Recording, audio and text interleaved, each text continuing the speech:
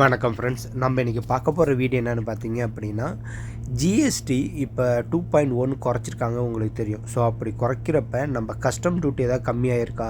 அதாவது சவுதியிலேருந்து நீங்கள் இந்தியாவுக்கு கோல்டு வாங்கிட்டு போகிறீங்க அப்படின்னா, கஸ்டம் டியூட்டி எத்தனை % கம்மியாயிருக்கு அப்படின்னா எவ்வளோ எடுத்துகிட்டு போகலாம், எத்தனை பர்சன்டேஜ் உங்களுக்கு கஸ்டம் டியூட்டி போடுறாங்க அப்படிங்கிறத பார்க்குறோம். அது மட்டும் இல்லாமல் இப்போ நீங்கள் சவுதியிலேருந்து இந்தியாவுக்கு மணி ட்ரான்ஸ்ஃபர் பண்ணுறீங்க அப்படின்னா ஒரு அப்ளிகேஷனையும் ஒரு ரேட் போகும். இது எல்லா அப்ளிகேஷனையும் ஒரே அப்ளிகேஷனுக்குள்ளே, அதாவது பரக்கில் எவ்வளோ ரேட் போகுது, மொபிலிபேயில் எவ்வளோ ரேட் போகுது, டிக்மோவில் எவ்வளோ ரேட் போகுது அப்படிங்கிறது, எஸ்என்பியில் எவ்வளோ ரேட் போகுது, அப்படி எல்லாமே ஒரே அப்ளிகேஷனில் நம்ம எப்படி பார்க்குறது. அப்படி ஒரே அப்ளிகேஷன் பார்த்துட்டு ஏதாவது டிஃப்ரெண்ட் இருந்துச்சு அப்படின்னா, ஒரு ஒரு ஒரு டைமில் ஒரு வேளை பரக்கில் அதிகமாக இருக்குது அப்படின்னா நம்ம அது வழியாக அனுப்பலாம். அதேமாரி எந்த இதில் அதிகமாக இருக்குது அப்படின்னு ஒரே அப்ளிகேஷனில் பார்த்துட்டு அதுக்கப்புறம் அந்த அப்ளிகேஷனில் போய் எப்படி மணி அனுப்புறது, அது என்ன அப்ளிகேஷன் அப்படிங்கிறதான் இந்த வீடியோவில் ஃபுல்லாக பார்க்க போகிறோம். இந்த வீடியோ ரொம்ப யூஸ்ஃபுல்லாக இருக்கும். அது மட்டும் இல்லாமல் நீங்கள் இங்கேருந்து சவுதியிலேருந்து இந்தியா கோல்டு எடுத்துகிட்டு போகிறீங்க அப்படின்னாலும், இல்லை சவுதியிலேருந்து இந்தியா காசு அனுப்புகிற போகிறீங்களானாலும் இந்த வீடியோ உங்களுக்கு ரொம்ப யூஸ்ஃபுல்லாக இருக்கும். இந்த வீடியோ லாஸ்ட் வரையும் பாருங்கள், உங்களுக்கு ஹெல்ப்ஃபுல்லாக இருக்கும். சரி, வாங்க வீடியோக்குள்ளே போகலாம். ஃபஸ்ட்டு சவுதியிலேருந்து இந்தியாவுக்கு காசு அனுப்புகிறீங்க அப்படின்னா, நீங்கள் அந்த ரெமிட்டட்ஸ் இன்ஃபோ அப்படிமாரி ஒரு அப்ளிகேஷன் இருக்கும். அது கூகுள் ப்ளே ஸ்டோரில் இருக்கும். அந்த கூகுள் ப்ளே ஸ்டோரில் நீங்கள் டவுன்லோட் பண்ணிட்டீங்க அப்படின்னா, இது உள்ளே போய் பார்த்தாவே சவுதியில் உள்ள எல்லா பேங்க் லிஸ்ட்டும் இன்றைக்கி என்ன ரேட்டு போகுது அப்படிங்கிறத லிஸ்ட்டும் ஃபுல்லாக வந்துடும். ஸோ இதில் போய் நீங்கள் செக் பண்ணி பார்த்துட்டு அதுக்கப்புறம் எதில் அதிகமாக இருக்கோ அந்த அப்ளிகேஷன் வழியாக நீங்கள் சவுதியிலேருந்து இந்தியாவுக்கு காசு அனுப்பலாம். சரி, இதை நான் ப்ளே ஸ்டோரில் போய் டவுன்லோட் பண்ணி அதை எப்படி லாகின் பண்ணுறது அப்படின்னு சொல்லித்தரேன் பாருங்கள். இப்போ ப்ளே ஸ்டோரில் ரெமிட்டட்ஸ் இன்ஃபோ அப்படிங்கிறத டவுன்லோட் பண்ணிங்க.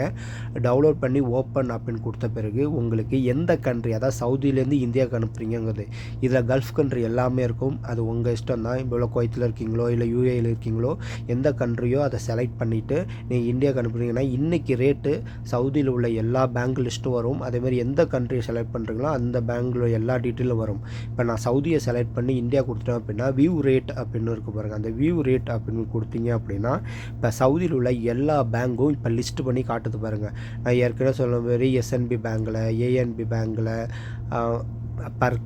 பர்க்கில், எஸ்டிசி பே, மொபைலிபே, ஃப்ரெண்டிபே, இதேமாரி சவுதியில் உள்ள எந்தெந்த டிஜிட்டல் அப்ளிகேஷனாக இருக்கட்டும், இல்லை எந்தெந்த பேங்காக இருக்கட்டும், அல்ராஜி, அலிமா, இதில் இன்றைக்கி என்ன ரேட்டு போகுது, இப்போ என்ன ரேட்டு போகுது அப்படிங்கிறத பார்க்கலாம். இதில் உங்களுக்கு செக் பண்ணி பார்த்துட்டு ஓகே இந்த அப்ளிகேஷனில் இந்த பேங்க்கில் உங்களுக்கு அதிகமாக ரேட்டு போகுது அப்படிமாரி உங்களுக்கு தோணுச்சு அப்படின்னா நீங்கள் அந்த அப்ளிகேஷனை வெளியில் போய் இப்போ பறக்கில் அதிகமாக போகுது அப்படின்னா அந்த பறக்கு அப்ளிகேஷனில் போய் நீங்கள் காசு அனுப்பிடலாம். நீங்கள் ஒரு வாட்டியும் காசு அனுப்புகிறப்ப ஒரு அப்ளிகேஷன் ஓப்பன் பண்ணி இதில் எவ்வளோ போகுதுன்னு பார்க்குறதுக்கு இதை ஒரே அப்ளிகேஷனில் நீங்கள் ஒரு வாட்டி செக் பண்ணிவிட்டு எதில் அதிகமாக போதோ அதில் நீங்கள் காசு அனுப்பலாம். அது மட்டும் இல்லாமல் இப்போ நீங்கள் எந்த அப்ளிகேஷன் வழியாக ஒரு காசு அனுப்புகிறீங்க, அது ஃப்ரீயாக இல்லையா அப்படின்னு கமெண்ட் பண்ணிங்க அப்படின்னா இதை பார்த்துட்டு நம்ம சப்ஸ்கிரைபரோ நம்ம ஃபாலோவர்ஸ்க்கோ ரொம்ப ஹெல்ப்ஃபுல்லாக இருக்கும். இப்போ நான் என்ன அப்ளிகேஷன் யூஸ் பண்ணுறேன் அப்படின்னு பார்த்தீங்க அப்படின்னா, சவுதியிலேருந்து இந்தியாவுக்கு காசு அனுப்புறதுக்கு பர்க் அப்ளிகேஷன், இல்லாட்டி டெக்மோ, மொபைலிபே, இந்த 3 யூஸ் பண்ணிகிட்ருக்கேன். ஏன்னா இதுதான் 1500 மேலே அனுப்புனா ஃப்ரீ, டேக்ஸ் எதுவும் கிடையாமல் ஊருக்கு அனுப்ப முடியுது. அது பரக் அப்ளிகேஷனில் ஃப்ரீ ட்ரான்சாக்ஷன், நீங்கள் எவ்வளோ வேணால் அனுப்பலாம். மினிமம் 10 ரியாலேருந்து அனுப்பிக்கலாங்கிறதால அதை தான் நம்ம யூஸ் பண்ணிகிட்ருக்கோம். அதுவே நீங்கள் என்ன யூஸ் பண்ணிகிட்ருக்கீங்க அப்படின்னு கமெண்ட் பண்ணுங்கள். சரி, அடுத்து இப்போ கோல்டு நீங்கள் சவுதியிலேருந்து இந்தியாவுக்கு வாங்கிட்டு போகிறீங்க அப்படின்னா இப்போ 2025 இந்த ஜிஎஸ்டி குறைச்ச பிறகு ஏதாவது டிஃப்ரெண்ட் வந்திருக்கா, எத்தனை % டியூட்டி அப்படிமாரி கேட்டிங்க அப்படின்னா, இப்போ நீங்கள் சவுதியிலேருந்து இந்தியாவுக்கு 20 கிராமுக்கு கீழே நீங்கள் எவ்வளோ வேணால் எடுத்துகிட்டு போகலாம். ஆம்பளையாக இருந்தால், லேடிஸாக இருந்தால் 40 கிராம் கீழே, அது ருபியாவில் கணக்கு பண்ணால் பார்த்தீங்கன்னா 50,000க்கு கீழே 50,000 மதிப்புள்ள பொருள் எடுத்துகிட்டு போகணும். ஆம்பளையாக இருந்தால், பொம்பளையாக இருந்தால் 1,00,000க்கு கீழே எடுத்துகிட்டு போகணும் அப்படிமாரி ரூல் இருக்குது, உங்களுக்கு தெரியும். ஆனால் இது நீங்கள் உடம்புல போட்டுட்டு நகையாக உடம்புல போட்டு போனீங்கன்னா அதுக்கு டியூட்டி ஃப்ரீலாம் கிடையாது. நம்ம ஆல்ரெடி வர்றப்போ ஒரு ஃபார்ம் ஃபில் பண்ணிட்டு வரணும். அதை நம்ம ஆல்ரெடி வீடியோ போட்டிருக்கோம். இதே நீங்கள் பாராக எடுத்துகிட்டு போகிறீங்க, அதாவது தங்க கட்டியாக வாங்கிட்டு போகிறீங்க, இல்லை தங்க காயினாக எடுத்துகிட்டு போகிறீங்க அப்படின்னா உங்களுக்கு எவ்வளோ டேக்ஸ் அப்படின்னு பார்த்தீங்க அப்படின்னா, இப்போ 20 கிராமுக்கு மேலே நீங்கள் 20 கிராம் எடுத்துகிட்டு போகிறீங்க அப்படின்னா தங்க கட்டியாக எடுத்துகிட்டு போகிறீங்க அப்படின்னா 3%, இல்லை 20 கிராமில் 1 கிலோ வரையும் எடுத்துகிட்டு போனீங்க அப்படின்னா 10%ம், இதே 100 கிராமுக்கு மேலே நீங்கள் எடுத்துகிட்டு போகிறீங்க கோல்டு காயினா, நான் முன்னாடி சொன்னது பாரு, இப்போ காயினா எடுத்துகிட்டு போகிறீங்க அப்படின்னா 10% டியூட்டியும், இதே கோல்டு காயின் வந்து 20 கிராம்லேருந்து 100 கிராம் வரையும் எடுத்துகிட்டு போகிறீங்க அப்படின்னா 10% டியூட்டியும், நீங்கள் காயின் 20 கிராமுக்கு கீழே எடுத்துகிட்டு போகிறீங்க அப்படின்னா உங்களுக்கு டியூட்டி ஃப்ரீ தான் வரும். அதேமாதிரி 20 கிராமுக்கு எதாக இருந்தாலும் உங்களுக்கு டேக்ஸாக கிடையாது.